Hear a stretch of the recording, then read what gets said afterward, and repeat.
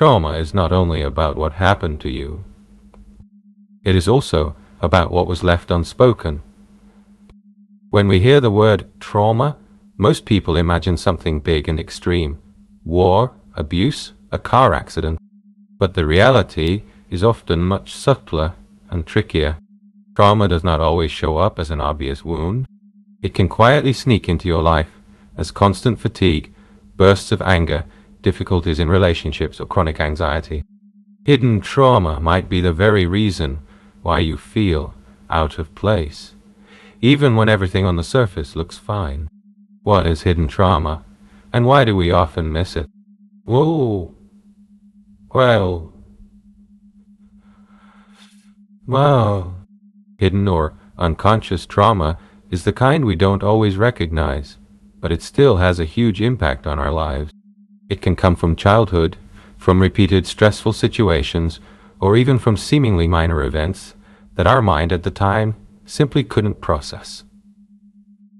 For example, a parent who never took you seriously as a child, bullying at school that taught you to silence your own voice, a breakup that left you unable to fully open up in later relationships. These moments imprint themselves into the nervous system, and when left unresolved, they sink into the subconscious, silently shaping our behavior, often without us even realizing it. How can trauma show up in everyday life? Well, you may recognize yourself in some of these signs. Chronic tension and anxiety. The stress response, fight, flight, or freeze, can be triggered even without a visible cause. The body stays on alert, even when there's no real danger. Self-sabotage. Do you feel unworthy of success, love, or peace? Trauma may be whispering that it isn't safe to feel good.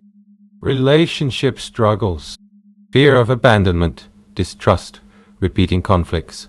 All of these may reflect an old wound you are unconsciously trying to resolve through new situations. Physical symptoms. Back pain, digestive issues, sleep problems. The body remembers, even when the mind forgets. Unresolved trauma often shows up somatically. Repeating destructive patterns. Do similar painful situations keep happening again and again? You may be guided by an unconscious program created long ago in a moment of pain. Where to begin with healing? 1. The first step is to admit that trauma exists. Healing does not begin with therapy, a book, or a technique. It begins with honesty, with yourself. The very first step is admitting something isn't right, and I want to understand why.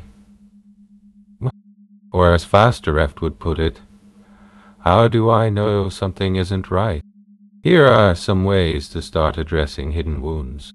Mindfulness and self-observation. Notice what triggers you. When do you feel the most tension? How does your body react when you feel unsafe?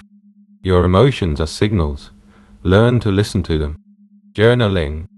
Write down your feelings, thoughts, and events that stirred something in you. Journaling connects the conscious and subconscious and brings hidden patterns to light. Therapy and support.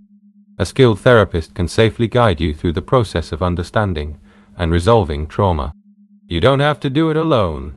Sharing is part of healing. In Fastereft, we even have some of the most effective tools to support this journey. Techniques to release body tension. Trauma often gets stuck in the body. Breathwork, meditation, mindful movement such as yoga, dance, or somatic practices can help. Sometimes simply allowing yourself to feel through a suppressed emotion can release it. I personally remember one moment when tears burst out of my eyes, bringing incredible relief in just one instant. Healing is not always quick, but it is always possible. It depends on the approach you choose to process it. You may be tempted to bypass the pain and skip straight to the good part, but trauma cannot be avoided. You must go through it. That takes courage, patience, and self-kindness. But going through it does not mean reliving it over and over. With faster effort, it is often once and done. Every step you consciously take toward understanding your inner wounds brings you closer to wholeness, to yourself, to a life where you are no longer ruled by the past, but by your present choice. Trauma is not weakness, it is a trace, and every trace can be worked with. Every one of us carries something painful. Invisible scars are no less real than those on the body. But you are not defined by your pain, you are defined by what you choose to do with it.